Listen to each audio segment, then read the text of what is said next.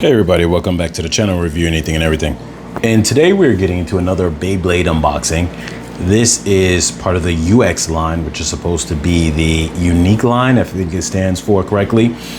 In this case, we are unboxing and taking a look at two different versions of Wand Wizard for the Takara Tomy versions. Sometimes I always butcher saying that. Takara Tomy versions. This is known as, if I'm not mistaken, Wizard Rod. So, or Rod Wizard. One of those orders, but I think it's Wizard Rod. So in this case, it's Wand Wizard. So a little bit different for the Hasbro branded name, but nonetheless, it's the exact same thing. And this one came out first, and this one came out second. And a lot of people say this one is almost like a pre-combination of like pro level already, like they like the makers realize that, okay, people are taking this and breaking it down and making combos that are more aggressive or competitive. And this was kind of one of the ones, I think one of the combinations that people would do, because this is partially an attack with a defense or stamina type of bay with attack aspects on it. So you can see here by the name is indicated of the parts. So here you have 570 dB and this one is 160R. So you can see here, you can pause for yourself to read the stats, but essentially the tops are the same, just different color as far as the blades, I'm sorry. And the ratchet, this seems to be more of, the yellow one is more of like a balanced ratchet, 570 to some degree, at least I would get that sense. And even by the stats when you look at it, while this one you clearly see the green one, ratchet 160 is definitely a very strong attack based ratchet. And it also comes with, I want to say it's a form of one of the Dran bays. I'm not sure which one, if that's I'm not sure. It might be the Brave or Courage Dran. I'm not really too sure, but there's a version of Dran that has that piece. And then here you can see it has the DB bit on the yellow one. And I don't know all the names of these off the top of my head, what these stand for. Some of them I do. But you can see this one's more for stamina. And then here you can see this one is R, which I'm pretty sure stands for rush, and is more of an attack based one. So this one takes this stamina top, which you can see right there, tells you that's a stamina top, same as this one. But these are all attack based pieces on the lower part. Well, these complement the stamina for the most part. So it just gives it an intense stamina, which is fine. But if someone's aggressively attacking you, that might end up being an issue. Now let's rip into these. I personally prefer to open them up from the bottom if I can and not rip them the way that they generally would be ripped, just so I could save hold of the boxes. I like being able to refer to the stats because if you are not someone who is, I'm gonna have to take this off the screen to get it out. If you're someone who is not familiar with the way all these parts operate, you could use the stats as a reference, and I don't know how on point the stats are for reference, but it at least gives you an idea of, even if they aren't necessarily accurate, they give you an idea of at least what a part is aimed to do to some degree. At least you know the area or the field that it's supposed to be strong at. So if one of them says that they are stamina based, certain parts, then you'll at least know that it should be good in that department. So this, I love that it's easy to take that off there. I'm just gonna spread out the parts and then we're gonna go through everything. So what I'm gonna do first is take the instructions, file that over to the side. This is our bent up ripcord. And they always do this because they understand the packaging. You're not gonna make packaging big for the ripcord, but at the same time, you could just use some hot water and bend it into place, and it works without a problem. And I'll do that after I finish unboxing this other one, just for the aesthetics of it. But I am going to use my string winder when it comes to actually showing you what this looks like when they're launched, mainly because unless you have a double launch setup, it's easier to launch 2 bays with the string launcher, because obviously it winds itself back up after the fact. So here we go with this one.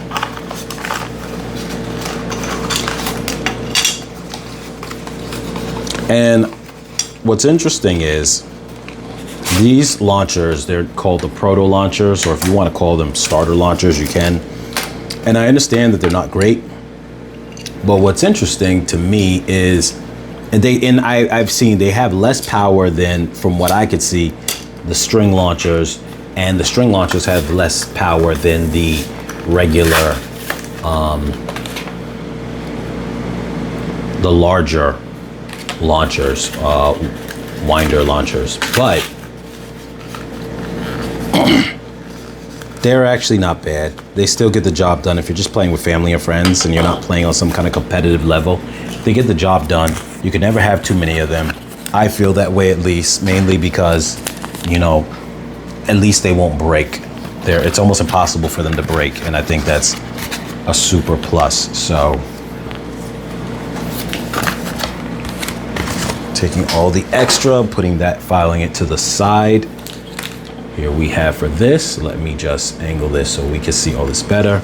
Launchers are going to be put off to the side. Let me rip into these really quickly. You see here, they package them both all together, where when you buy, like, say, the stadium sets, I know that all the pieces are separate, but I don't think in that small packaging that they would get damaged in any capacity. So let's get through here. And one thing I like about both of these, and I don't know if any other, you know, bays that have different colors are going to be as color coordinated, but you see how this initial one was very color coordinated, and then the secondary one that came out afterwards is also complementary colors to itself in terms of the parts. So I think that's really nice. So here you can see these, and it's kind of interesting because you have as far as this Beyblade X line, when you kind of start looking at the breakdown, at least of the initial characters, if you will, who are attached to the blades or the bays, they seem to be your typical fantasy iconic type of characters. So you have a wizard, you've got a demon, you got a dragon, you've got a knight. So, you know, that's interesting. Like I said, at least for the core line. Later on, you start having different types that are all over the place. You can see here how the basic shape is very cylinder-like, perfectly round, and so circle-like, better description. So it's very smooth. So it gives it a very good level of balance there. And if you look on the box, because Hasbro does this, they'll tell you kind of like the strong point of the bay in general. Strong centrifugal force. So the idea is that there aren't every part of it is very smooth. Then you see right here, you got the 70, so it's a little taller, 570. But once again, by having all 5 edges, even though it's not an even number, it's still balanced in terms of its weight, and being a little taller allows that weight to be more on the top, similar to a traditional, when you have a taller ratchet, it becomes a little more traditional in the aspect of a top, a spinning top, which is supposed to be like a triangle, you know, or a upside down cone. So that going hand in hand with this being smooth gives you that sense of everlasting stamina. And you can see right here also, from my understanding, I've never had this bit before, but it's supposed to pretty much not only obviously add to stamina, but this actual ring helps it to where if it does start kind of peeling off to the side, it can still maintain spinning, and that will allow it to still just add, you know, kind of hold on a little bit longer to the end of the battle. But like I said, I'm no expert. So, and then here we have the 160. So 60 is normally the on the low end. You have a new ratchet that goes to like 55, but I don't think it's not very common. So 60 is normally the standard for low, but this one right here has only one side, so an odd number. And there's nothing wrong with an odd number if you have multiple, like say a 3, which is a common one that a lot of people use. But 1 just tells you it's going to be very focused in one area, and this is supposed to provide extra attack,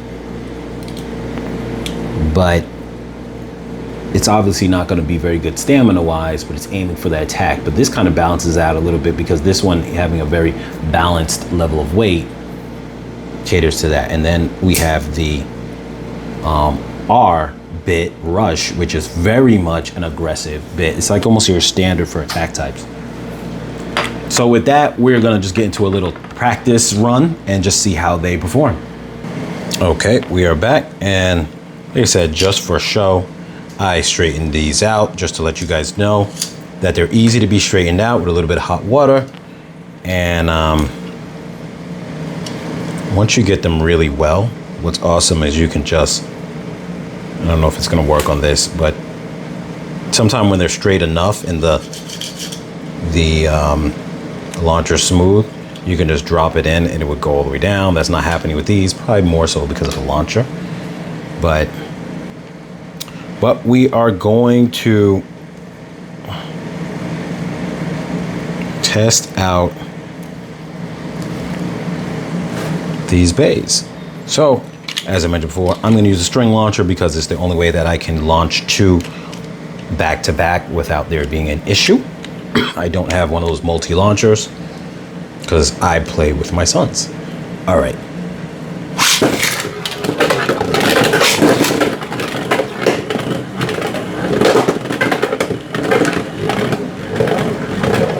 Now you can see the green is spinning all over the place, and the yellow is stationary because that's what the yellow one does. And the green one is to be a little bit more aggressive with the R bit and the 160 ratchet.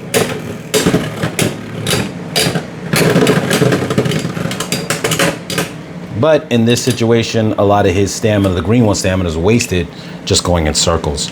So we'll try to do this a little differently and do the yellow one first. Try to go at him on an angle.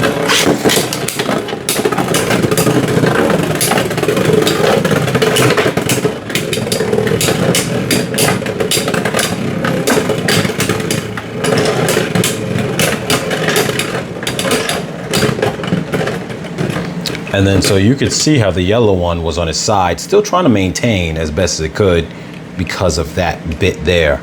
But nonetheless, the green one won. We'll try this again another time. Then I'm going to mix it up with a couple of different attack blades to see how they fare. Now, this, just be mindful, this is the only actual, well, no, I have 2 stadiums. I have 2 stadiums for the official set, but I haven't yet invested in a more expensive stadium. So this is equal in price to Hasbro's basic stadium, but it's a gimmick stadium, so it's not going to be your basic stadium. And then I have the green bucket, which is good to start off with if you don't plan on spending much, but the bug gets a hold of you very quick when you get into hobbies, and next thing you know, you're getting more upper end stuff. These 2 are definitely equaled off that time around. So what we're gonna do now is introduce 2 very aggressive attack bays. This is Impact Drake, who actually came with this set, and this is Soar Phoenix, who actually came with this launcher. Now, both of these are very high and aggressive in their attack capabilities, And so, for the most part, interesting. I was just noticing that these two have very similar bits. I think that this is low rush and this is regular rush. I think, without seeing the this is why I always save the back of the boxes, because I don't know off the top of my head. But so we're gonna see if I can get this one to not go crazy, because in this stadium it goes crazy. Before the time that I drop the green one, we're gonna have this go against the green one. Let's see how that goes. Okay, that was a bust.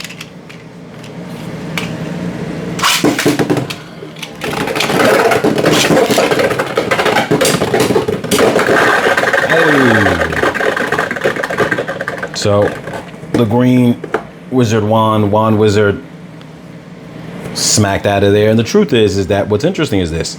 So some of these setups, I'm going to do the green one first. Some of these setups that are maybe decent in competitive play for the Takara Tomy stadiums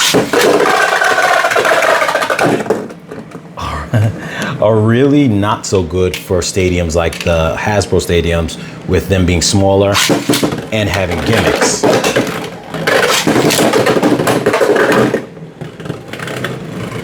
Now, this is the kind of stadium where, first off, you barely have enough time to launch from one to the next, because the aggressiveness of the bays and this stadium,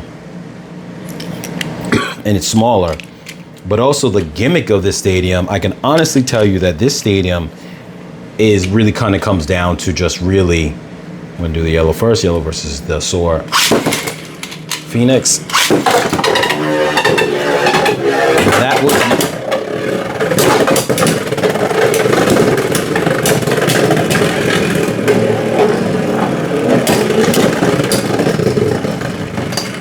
now, even in this case where I would say that I actually didn't do a great launch, because I put the Wand Wizard right into the middle, and then I had Soar Phoenix going around it, which is really a benefit to the stamina-based bay.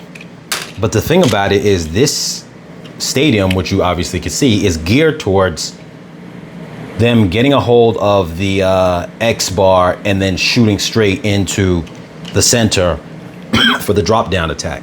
So this stadium in itself does not cater to stamina types at all.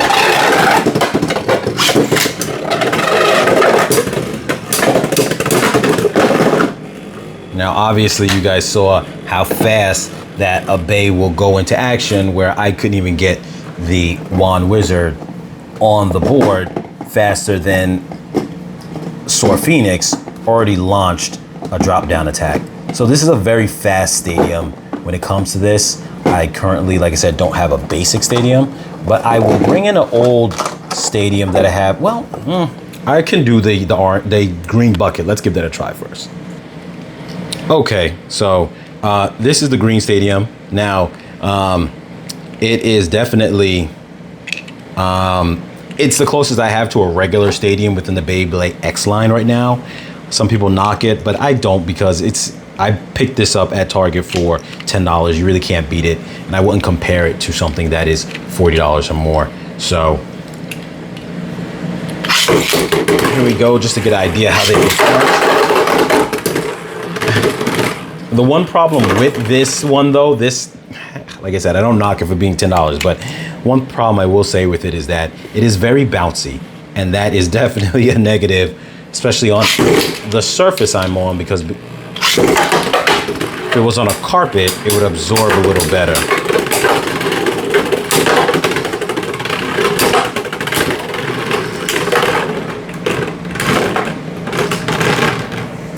So in that aspect, you get to see a little bit of how they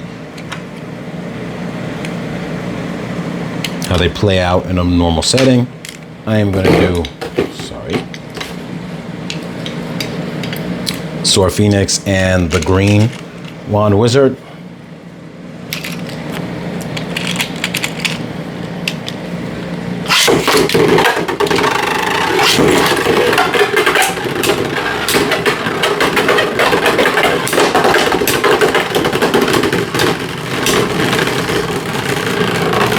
to me, they both actually play quite aggressive. Because like I said, I feel that this Wand Wizard, it becomes an attack type. And actually on the box, it even says at the top, it's now an attack type. So let's give one more round of that. Hold on. We're gonna get a redo of that. Like I said, this is a bit bouncy. Let me see if I can reduce that bounce a little bit.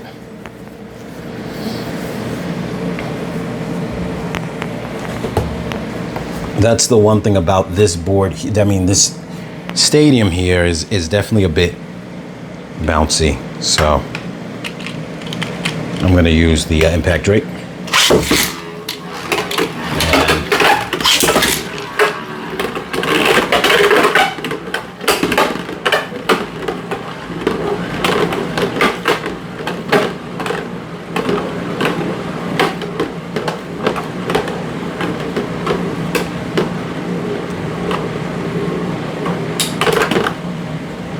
This really just came down to like almost a no contact type of battle. And last, I'm just gonna do the two bays again against each other. I'm gonna start with the green one, and then we're gonna go into the yellow one. And that was a bust.